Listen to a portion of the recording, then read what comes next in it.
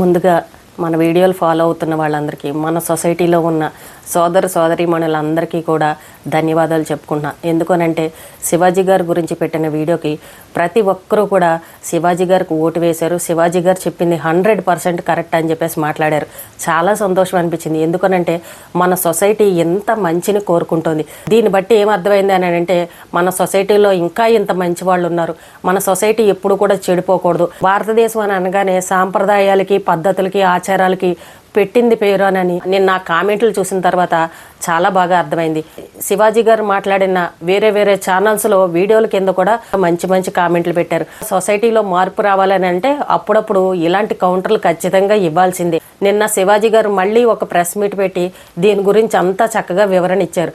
దాన్ని కూడా వంకర చేసి వంకరగా మాట్లాడారు. ఇప్పుడు సినిమా ఫీల్డ్లో అంతమంది ఆడవాళ్ళు ఉన్నారు, ఎవరు కూడా వచ్చి మాట్లాడలేదు. ఒక 2 క్యాండిడేట్లు మాత్రం బయటకు వచ్చి మమ్మల్ని అనేసారని అన్నట్టు మేము సినిమా ఫీల్డ్లో ఉన్నాము, మేము ఇలాంటి వాటికి ప్రతిదానికి మేము ముందుకొచ్చి మాట్లాడతామని అంటూ వాళ్ళు బయటకు వచ్చి మాట్లాడారు. ఆ వీడియోల కింద కామెంట్లు బ్రదర్స్ ఏమని పెట్టారనంటే, రామ్మరా ఇంకా నీకోసమే చూస్తున్నావు, నువ్వు ఇంకా రాలేదేంటా అని అనుకుంటున్నావు, నువ్వు వస్తావని మాకు ముందే తెలుసు అని చెప్పేసి ఇంకా వీళ్ళ మీద ఒక స్టాంపులాగా వేసేసారనమాట. ఎక్కడున్నా ఇలాంటి విషయాలకి ముందు వీళ్ళే ఉంటారని. ఎందుకంటే గుడ్డలిప్పుకుని తిరిగేది వాళ్లే కదా. సినిమా వాళ్ళు ఎంతమంది లేరండి ఇలా ఉన్నవాళ్ళు? ఒక్కళ్ళన్నా వచ్చి బయటకు వచ్చి మాట్లాడారా? ఒక 2 క్యాండిడేట్లు వచ్చేసరికి ఆ 2 క్యాండిడేట్లకి సపోర్ట్గా ఇంకో 10 మంది తయారయ్యారు. ఎందుకంటే ఆ బ్యాచ్ అందరూ, దీనికి సంబంధించిన బ్యాచ్ అందరూ ఒక బ్యాచ్ ఉంటారనమాట. వీళ్ళందరూ చెప్పుకొని ఒకరికొకరు వీడియోలు చేసుకుని సోషల్ మీడియాలో పోస్ట్ చేశారు. మిగిలిన వాళ్ళు ఎవరు కూడా పెద్దగా మాట్లాడలేదు, అందరూ సైలెంట్గానే ఉన్నారు. ఎందుకనంటే శివాజీ గారు చెప్పింది చాలా కరెక్ట్ కాబట్టి వాళ్ళందరూ పద్ధతిగా సైలెంట్గా ఉన్నారు. ఈ కాకులు ఉన్నాయి చూసారా, ఈ కాకులు ఒకరిని చూసి ఒకరు నువ్వు ఈ వీడియో పెట్టు అని ఒకరికొకరు చెప్పుకు మరీ పెట్టారు. నిన్న కూడా ఒక అమ్మాయి ఇన్స్టాలో పెట్టింది, పైనంతా ఏమీ లేదు, బట్టలు లేనట్టున్నాయి పాపం, మరి అన్నీ ఓపెన్గా పెట్టేసి ఏమని మాట్లాడుతుందనంటే, శివాజీ సారు మీరంటే చాలా గౌరవం, మీరు చెప్పిన మాటలు కరెక్టే, కానీ నేను ఒక సింగిల్ ఉమెన్ని, నాకు అమ్మా నాన్న లేరు, నాకంటూ ఎవరూ లేరు, నేను ఒక్కదాన్నే ఉంటున్నాను, నేను బతకడం కోసం ఇలాంటి బట్టలు వేసి సినిమాలో క్యారెక్టర్లు చేసుకుంటూ ఉంటాను, అలాంటివి చెయ్యొద్దు అని అంటే మరి నేను ఎలా బతకాలని చెప్పేసి ఒక అమ్మాయి రీల్ పెట్టింది. ఇప్పుడు ఎంతోమంది సింగిల్గా ఉండేవాళ్ళు కూడా ఉన్నారు, ఎంతోమంది భర్తలు లేని వాళ్ళు కూడా ఉన్నారు, పిల్లలు ఉన్న వాళ్ళు ఉన్నారు. అలాంటి వాళ్ళు కూడా ఏదో ఒక కష్టం చేసుకుని పిల్లల్ని పోషించుకుంటూ పద్ధతిగా ఉన్న వాళ్ళు ఉన్నారు. ఇలా గుడ్డలు విప్పుకొని రోడ్ల మీద తిరగాలని ఏమన్నా ఉందా? మీ బతుకు తెరువు కోసం, మీ వృత్తి కోసం సినిమాలో నటిస్తున్నారు. అది సినిమా వరకు ఉంటే బాగుంటుంది, కానీ అవే బట్టలు తీసుకొచ్చి మేము రోడ్ల పైన కూడా వేసుకుంటామని అంటే మగవాళ్ళ బుద్ధి ఎందుకు ఊరుకుంటుంది చెప్పండి? మా ఇష్టం, మా శరీరం, మేము ఇలాగే విప్పుకు తిరుగుతామని అంటే మగవాడు కూడా అదే మాట అంటాడు. నా కళ్ళు, నా ఇష్టం, నా చూపు, నేను ఎక్కడైనా చూస్తాను, నువ్వు నన్ను వద్దనడానికి నువ్వెవరని చెప్పేసి వీళ్ళు కూడా అదే మాట మాట్లాడతారు. మేము కూడా మగవాళ్ళతో సమానంగా విచ్చలవిడిగా తిరుగుతామని ఈ రకంగా మాట్లాడుతుంటే మరి ఆడవాళ్ళని ఏమనాలి? ఇప్పుడు మీరున్న దానికి మీ అమ్మమ్మలు ఆ స్థాయి వాళ్ళు ఎలా ఉన్నారనేది ఒక్కసారి మీరు ఆలోచించుకోండి. మా ఇంట్లో వాళ్ళు స్వేచ్ఛనిచ్చారు మాకు, నా భర్తే అనడు నన్ను, మా పేరెంట్సే అనరు, మా పిల్లలే అనరు, మేము స్వేచ్ఛగా బతుకుతాము, మా ఇంట్లో వాళ్ళే మాకు సపోర్ట్ చేస్తారు, మీరెవరు అనడానికి అని మాట్లాడతారు చూసారా? వాళ్ళని చూసి నేర్చుకోండి. ఇంకా అన్నిటికీ తెగించేసిన అమ్మని ఇంకా ఏమంటారు చెప్పండి? ఇంట్లో ఏ తల్లిదండ్రులు అయినా సరే అమ్మ ఇది బాగోలేదు నువ్వు చేసేదని ఖచ్చితంగా చెప్తారు. ఎవరు కూడా ఇలాంటి వాటిని ఎంకరేజ్ చేయరు. కానీ వీళ్ళు గొప్పల కోసం ఈ రకంగా చెప్పుకుంటున్నారు. ఇంక ఇంట్లో వాళ్ళు మిమ్మల్ని ఏదన్నా అంటే వాళ్ళని బతకనిస్తారా చెప్పండి? ఎన్ని గొడవలు పెడతారు మీరు? అందుకే ఇంకా వాళ్ళు ఇంకా తెగించిన దాన్ని మనం ఎన్ని ఆపినా ఆపలేమని అన్నట్టు వాళ్ళు కూడా వదిలేశారు. ఇది పరిస్థితి. కానీ గొప్పగా మాత్రం మీరు బయటకు వచ్చి నా మొగుడు ఏమీ అన్నాడు, నా పిల్లలు ఏమీ అనరని మీరు వచ్చి డబ్బా కొట్టుకుంటారనమాట. మీ కుటుంబ సభ్యుల్లో మిమ్మల్ని తిట్టేవాళ్ళు కూడా ఉంటారు. ఎంతమంది సింగిల్గా ఉన్నవాళ్ళు బతకట్లేదండి సొసైటీలోను? ఇవే పనులు చేసుకుని బతుకుతున్నారా? ఈ రోజున సాఫ్ట్వేర్ ఇంజనీర్లు ఇలాగ అడ్డమైన రోగాలు వచ్చి బాధపడుతున్నారని అంటే ఇలాంటి వాళ్ళే.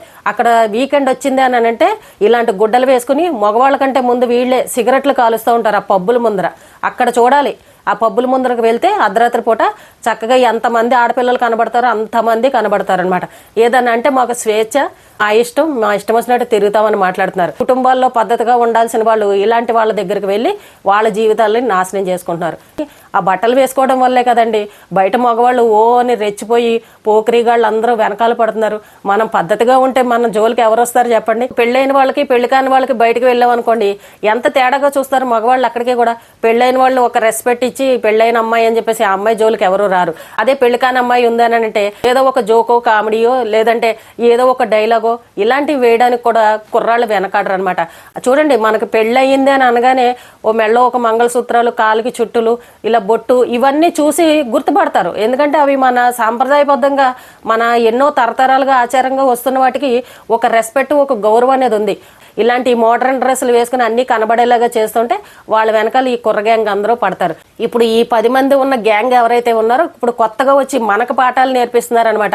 ఏదో మాకే అన్నీ తెలుసని అన్నట్టు, మీరెవరో మీకేం తెలుసని అన్నట్టు కొత్తగా ఇప్పుడు వీళ్ళ దగ్గర నుంచి మనం నేర్చుకోవాలన్నమాట. వీళ్ళ అమ్మలో అమ్మమ్మల దగ్గర నుంచి మరి వీళ్ళేం నేర్చుకున్నారో తెలియదు, కానీ ఇప్పుడు కొత్త పాఠాలన్నీ జనాలకు వీళ్ళు నేర్పిస్తున్నారు. మమ్మల్ని అనేసారని అన్నట్టు గుడ్డలు చింపేసుకుంటున్నారు. అసలే ఒంటి మీద గుడ్డలు లేవు, ఆ ఉన్న 4 గుడ్డలు కూడా చింపుకుని మరి నోరు నదుపులో పెట్టుకోకుండా ఇష్టం వచ్చినట్టు మాట్లాడుతున్నారు. మరి ఇలాంటి చీడబురుగులు నలుగురున్నా చాలు కదండి సొసైటీ చెడిపోవాలని.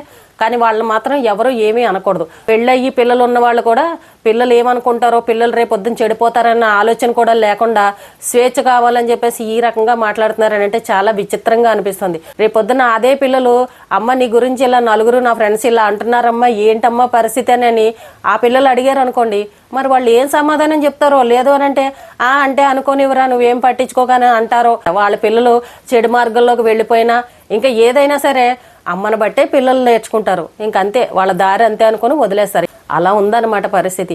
వాళ్ళు ఒక వీడియో కానీ ఒక ఫోటో కానీ పెట్టారు అనుకోండి, దాని కింద ఎన్ని కామెంట్లు వస్తాయి, నా గురించి జనాలు ఏమనుకుంటున్నారని పట్టించుకోలేదు అని అంటే మరి ఇంక అన్నిటికీ వదిలేసినట్టే కదా, అన్నిటికీ దిగజారిపోయినట్టే కదా.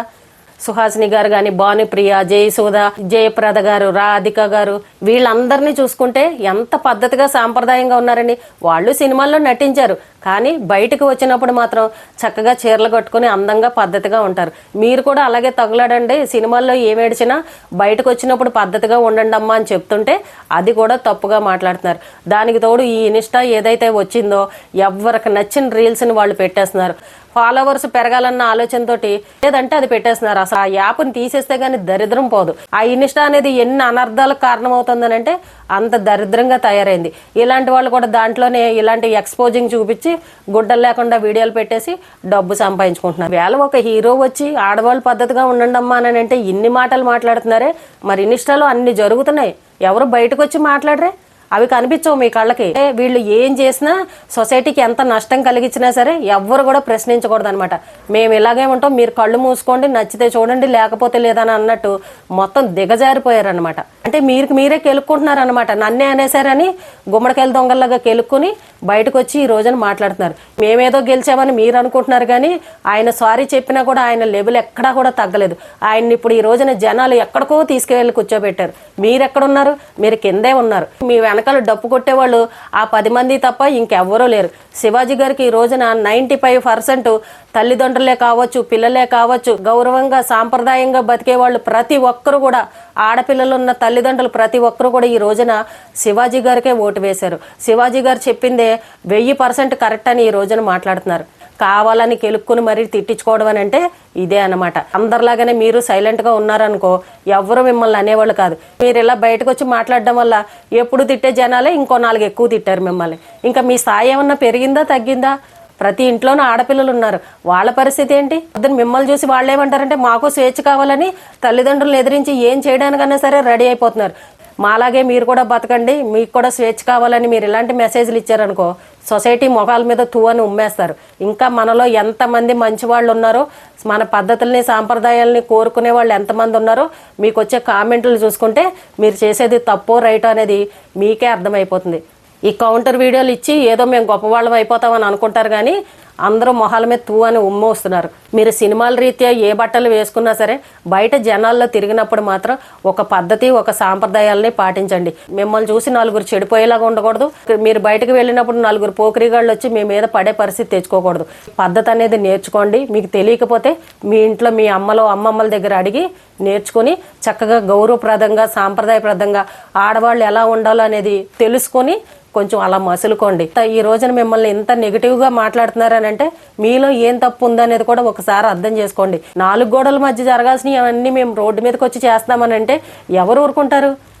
కాబట్టి ఇలాంటి విషయాలన్నీ గుర్తుంచుకోండి. జనాల దృష్టిలో మీ లెవెల్ ఎంత ఉందనేది ఈ రోజున క్లియర్గా అర్థమైపోయింది.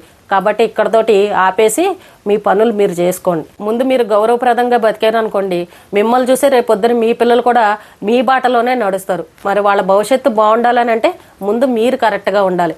ఇలాంటి విషయాలన్నీ గమనించుకోండి.